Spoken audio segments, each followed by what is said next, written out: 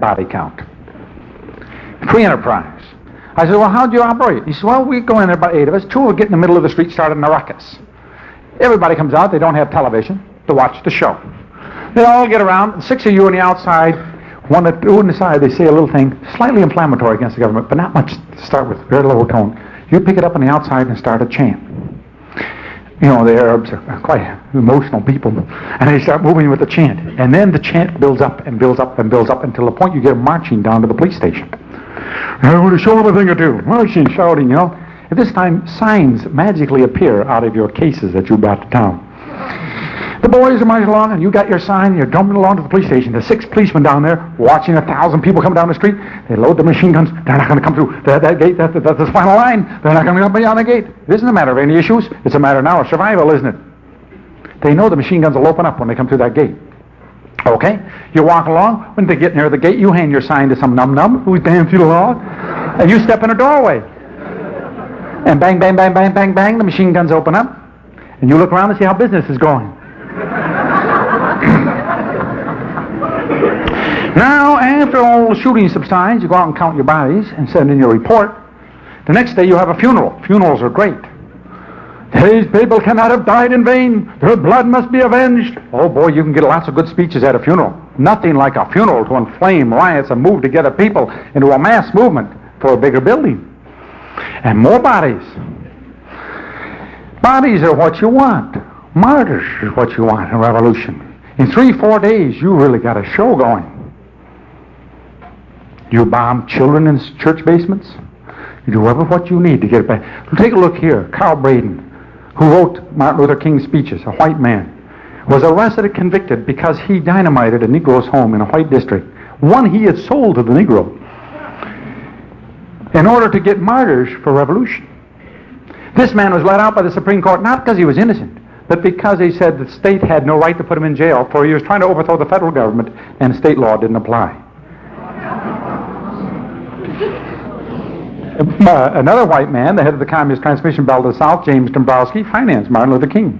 Martin Luther King's first assistant was Hunter Pitts Odell, district organizer of the Communist Party of New Orleans. The second man who replaced him was a man named Bayard Rustin, convicted sex pervert and 10 years organizer of the Young Communist League, which meant he was a disciplined member of the Communist Party. The third man, the Reverend Fred Shuttlesworth, 12 years organizer of the Young Communist League. This man, Martin Luther King, was a total captive. He had to do as he was told. His speeches were written for him. If he tried to run for it, he knew if he stayed, the day came that he was more popular dead for his bosses because he could be used now, his body, for funerals. Funerals are a great thing to sell civil rights acts. We now have a new thing. It's called law by funeral. Funerals are times in which we're told we now must have this law. Now it shows to the American people that we've got to have this law to govern ourselves because of this awful crime.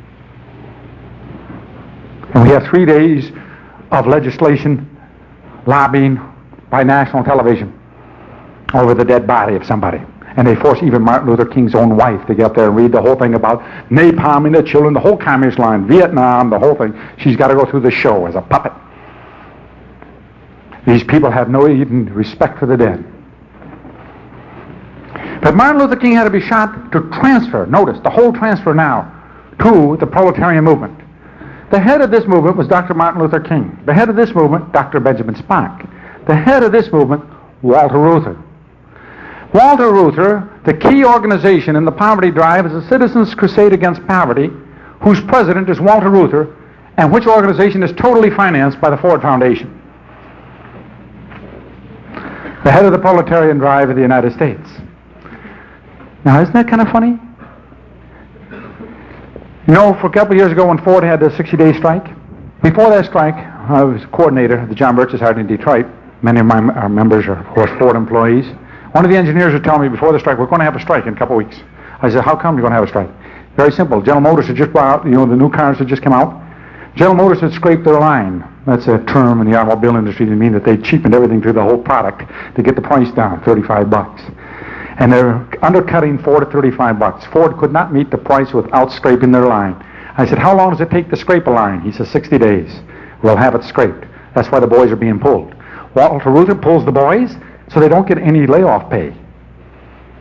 while Ford Motor Company and all the people necessary, the engineers and so forth, to scrape the line are not on strike. The line is scraped and comes back out 61 days, and boys are back at work again. Save Ford millions. When Chrysler was overloaded a few years ago and they had in January enough to supply their whole market for a year, Chrysler goes on strike for 158 days, going back to work the day necessary to go in production for the next year's model. How much did that save? Millions and millions. The boys are taken again. You see, it's all part of a show. Walter Reuther lives pretty nice in his island, I'll tell you, in his causeway, in his army. He's got there. This guy lives high on the hog. Anyway, this little show, the communist show, and on this side we have, I mentioned some of the executive committee. This government, this branch of our government, the executive branch with 7 million employees, is totally controlled. Under Lyndon Johnson at one time, every single member of the cabinet was a member of the CFR. Every single member. And certainly Lyndon Johnson, who made $19 million as a senator, at $25,000 a year, wasn't doing too bad himself, you know, let alone what he got as a president. Let's look at our Congress. Over half of our members of the House of Representatives were elected by Walter Reuther's Cope and are answerable to Walter Reuther. Over half of the members of the United States Congress today were elected by Walter Reuther. Over half of our senators made their first million as a senator. Of our Supreme Court, I don't think we have to say much. It is probably the crummiest group of swine ever assembled.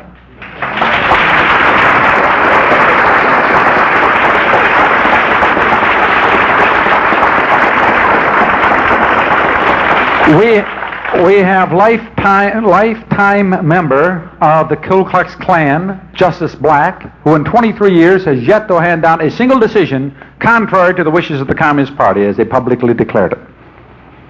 We have Douglas, the right-winger, who 7% of the time has voted against the Communist Party. Warren voted 8% against the Communist Party, only 92% for it, which puts him amongst extreme rightists on that bench. I'll guarantee you.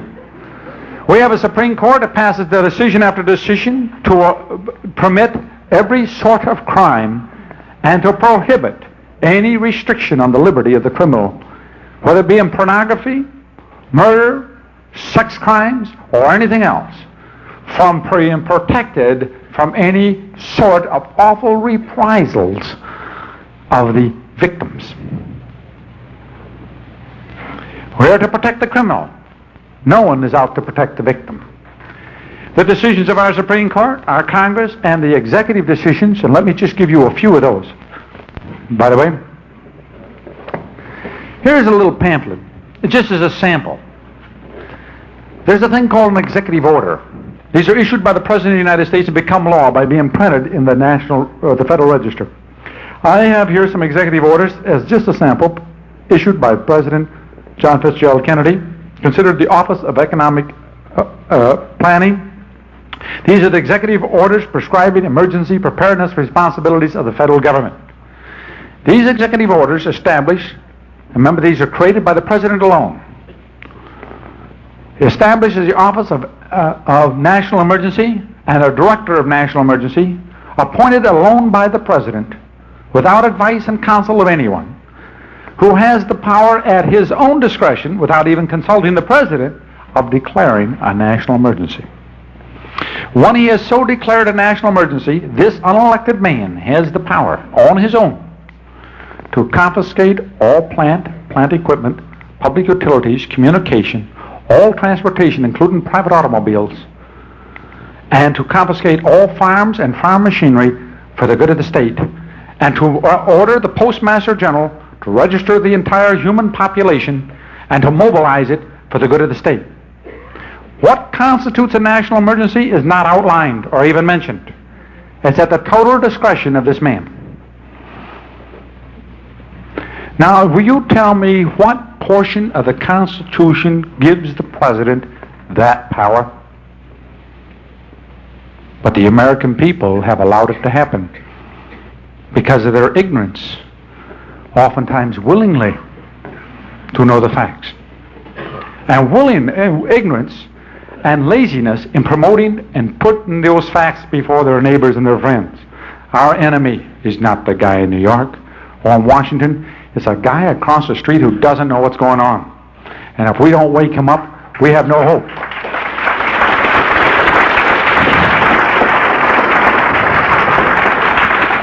Hi. What we have here is the socialist arm, and here we have the communist arm. We'll get into the Fabian Socialist Society. This arm is the evolutionary arm. It passes laws by evolution rather than by revolution to seize power over all wealth. This is the legal arm, while this is the illegal arm. This is the overt arm, the one in the open. This is the covert arm of the very same conspiracy. This is the communist arm. This is the socialist arm. This is the anarchy arm. The one way to destroy a republic is by the hot method of anarchy, and the other is by corrupting it by democracy and converting it into an oligarchy by having the same charade called an election between Tweedledick and Tweedledumpery. This is the democracy arm. Notice the seizing of power and the enslavement of the American people is to be done by democratic, evolutionary, legal process. But the same extermination and the same control is to be achieved, for both arms are Marxist. Notice this arm always says that they're taxing us to fight communism. But they finance the communist nations. They finance the total revolution. Read the War on Poverty pamphlet back there. The whole revolution in this country is being financed by federal funds extracted by you, from you by force. This is going to be the first nations in the history of the world to have committed suicide. We are financing our own destruction domestically and foreign. And the total program, both the financing of the phony wars and the financing the communist side of those phony wars, the financing of all these revolutions, and our government says we must tax you more and more to stop the unrest, the riot, the hatred, and the ignorance in our country, while they promote and finance the riot and the revolution in the streets and the wars externally. And with all of our nation now, in 30 years of conscription and draft, notice how the liberals keep talking about how terrible the draft is. And who was it? It was a Kennedy bill, is the draft bill, isn't it? The liberals are the ones who put through every single draft the United States has ever had. And yet the liberals get out fighting the draft. Why? You have a phony war. Those guys in Vietnam know it's phony. Those guys getting drafted know this war is phony. Sure, you wouldn't like to go over to a war you know you couldn't win and was meant for nothing, and you finance the enemy. They want you in a position that you cannot consciously support this war, so that you rebel against the war, and therefore they get you in a rebellious mood to be able to say that they now need to tax more and more to control the unrest and the rebellion in the nation. The problems of our nation, poverty, unrest, the marches, the hatred, and the wars have all been created, financed, and promoted by government, which is controlled and has been by the very same small clique in this nation for 60 years, without exception.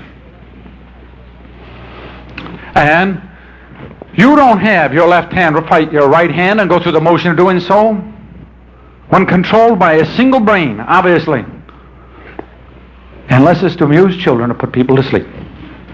And we're being put to sleep. Our government keeps telling you to pay taxes, to die in foreign battlefields, and constantly be able to be subjected to all sorts of indecencies, revolutions, riots, and put your children to these brain laundries to be totally corrupted in order to fight communism. And yet never has our nation, our government, ever opposed communism on any front and won. After we have been paying 100 to 200 thousands of millions every year since time immemorial to fight communism, we can't win in a nation no bigger than the size of the state of Missouri. Something's wrong. In 1948, we delivered an atomic bomb to the Soviet Union to blow up, to scare the American people into accepting more and more government controls. In 1957, we delivered. And the picture we got of that missile, by the way, Sputnik 1, came right out of Popular Mechanics magazine, page 152, August 1957. You'll find it. 6 months before it went up. It was sitting in Detroit, Michigan. The man we saw in space, remember the first man in space? You see a TV and there was a movie film. In one film he has a round mask and the other he has a square one. The bubbles show out of the mask in one and the wires in the other. In addition to that, the craziest of all is this man alone in space taking his first spacewalk. He shows a picture of him coming out of the capsule and going and taking a spacewalk. Taken from space?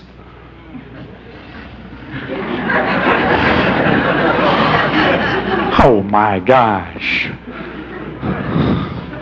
Kodak declared that the picture of the backside of the moon, remember, we've forgotten that now, haven't we? It was an oil painting. As far as we know, the Russians have never got a guy over 8,000 feet. And that was in an airplane to come over here to tell us all about it. You're supposed to be intimidated into succumbing to all of the jargon and all of the taxes and the control, and fearing the great Russian menace. Russia's total production is so small,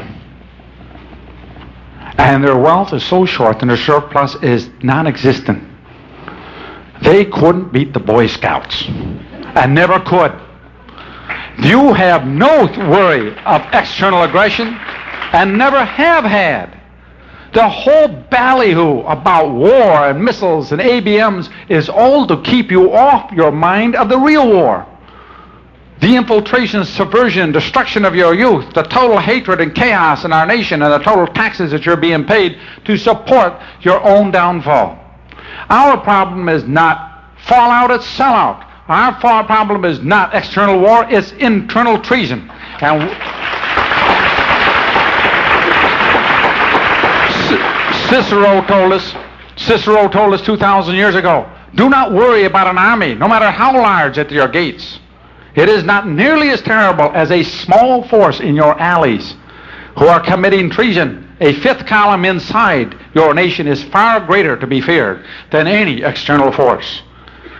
We have never, and no nation has ever been taken over by external aggression by the communists. There isn't even anything in any military manual the communists have ever written for military warfare as we know it. It is all guerrilla warfare. Let's take a look here. Back in 1876, there was formed an organization called the Order of the Illuminati. This organization is 1776, May 1st, May Day, by a man named Adam Weishaupt, a college professor in Bavaria.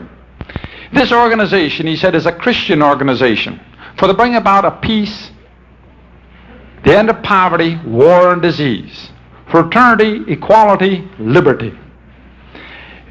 Now, the youth recruited in this organization were sent out to come about these great noble ends for mankind. And of course they were resisted, and so they were told that, you see, the people in power got their power by evil means, and you're going to have to use evil means to overthrow them. But your means are not evil because your ends are moral. And because of the morality of your ends, the most noble ends possible, your actions are moral. And so you get these people out committing crimes to finance the wonderful goals of the end of poverty, war, and disease, and to bring about a one world government. Now, while they're out there marching, get lunked over their heads and so forth, some of these people like committing the crimes of robbery and the other things that are necessary to finance and promote the movement. Those people who take a liking to the criminal acts are promoted. As each level of the 16 levels that they move up, they are re-instructed verbally. Always it changes a little. By the time you reach the 5th and 6th rank, you're now instructed that J of N, this is Jesus of Nazareth, J of N came here to teach us reason. That man by his own reason, freed from the superstitions of religion and tradition, would be capable of solving all of man's problems and creating a perfect society. And that man could create and develop everything on his own and be the true creator. And this was the real God, man's reason. Now, see, JFN was trying to tell the people this, but they didn't accept them. The witch doctors of the day hung him on a cross. But he gave his secrets to 12 men in a secret society. And these 12 men have passed the secrets down to, guess who? Adam Weishaupt, who now has a true illumination. And this is the order of the Illuminati. The torch in the back of your dime. Anyway, let's take a look and see what happened here. In 1789, one of their operations was to pull off a thing called the French Revolution. By the way, when you reach to the very top level, the level of Rex, King, the 16th level, the real purposes of the Illuminati were now disclosed. Only one out of thousands would ever reach that, a very small select of people who had to prove themselves capable of committing any crime, no matter how heinous, with no conscience whatsoever. They willing to do anything for the order of the Illuminati. For example, Cato, number 2 in command, when Spartacus asked Cato, Spartacus is Adam Weishaupt's name, the head of the Illuminati, he asked Cato's permission to kill Cato's sister. It seems Adam Weishaupt got Cato's sister pregnant, and it was going to hurt the Illuminati. Of course, Cato agreed. It was necessary for the order of the Illuminati. This is the kind of people we're talking about. Anyway, they pulled at the very top level. Adam Weishaupt gives the real purpose of the Illuminati. He says there are 2 kinds of people in the world, rulers and ruled. You're either going to be a ruler or ruled by a ruler. And their intention was to be the rulers. Now they said, all of the rulers of the past and of the present have and hold their power by one of the following methods. Either by loyalty and affection, or by place reprisals on opposition, or by offering protection and stability. By one of these methods, the rulers hold the power. But he says there's a method of ruling more powerful than any of these. A method of seizing and holding power totally without superiority. And that is the use of unlimited terror. With sufficient terror, you so cower a people that they will submit themselves to anything. It is a principle of the Illuminati to use terror not as an expedient, but as a principle in all things. Terror is not exterminating your opposition, but exterminating at random, so no one feels safe. It's not taking the butcher on the block, but taking the liberal and exterminating him. It is arresting at 2 in the morning, and no one knows what happened to him. It's the disappearing of a friend, and 25 years later you get a letter saying that he died 8 years ago, with no other explanation. It's the fact of never knowing. When you can never sleep at night. I have a friend of mine, in fact, my fencing coach, Istvan Danishé, who was the Hungarian Olympic coach, says, you know, Stuart, he said, because he was an Olympic coach, he lived fairly well. He says, it wasn't what they do to you. It's the fact that no night you go to sleep and know that in the morning you're going to be in that house. Every night the clocks come down, 2 o'clock, and you look out, you peek. Are they stopped from your house? Give you 15 minutes to pack one bag and never be heard of again? Never to sleep one night. He says, United States, I drive down Boulevard, that's the main street in Detroit. I feel police only when the light turns red. I put my foot on the brake. In Hungary, I feel police when I have my coffee. I feel every minute. When I talk to anybody, am I making the wrong expression? I make the wrong look? Somebody misread what I have in mind and demow my family in a concentration camp? It is the living in fear that is worse than death. It's never once breathing freely and being relaxed. This is the true terror. They pulled off a little thing called the French Revolution. Notice, their God is reason. And the age of reason, man no longer needed God. What did they do in the French Revolution? One of the first things they did, they took the most notorious prostitute in France and put her on the altar in Notre Dame. Forced the Catholics to come in and fall down and worship the goddess of reason. And built a statue to the goddess of reason, a prostitute, on a pillar in the middle of Paris. The use of terror, the guillotine and the extermination, not of the enemies of the state, but at random.